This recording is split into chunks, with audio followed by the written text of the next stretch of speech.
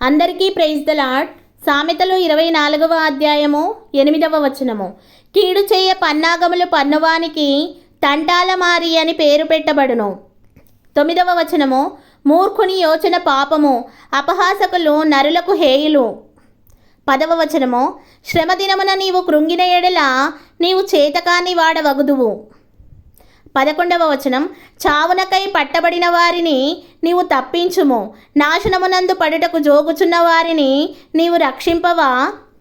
12వ వచనం. ఈ సంగతి మాకు తెలియదని నీవు అనుకొనిన ఎడల హృదయములను శోధించువాడు నీ మాటను గ్రహించును గదా, నిన్ను కనిపెట్టువాడు దాని నెరుగును గదా, నరులకు వారి వారి పనులను బట్టి ఆయన ప్రతీకారము చేయును గదా. 13వ వచనం. నా కుమారుడా, తేనె త్రాగుము, అది రుచిగలది గదా, తేనె పట్టు తినుము, అది నీ నాలుకకు తీపియే గదా.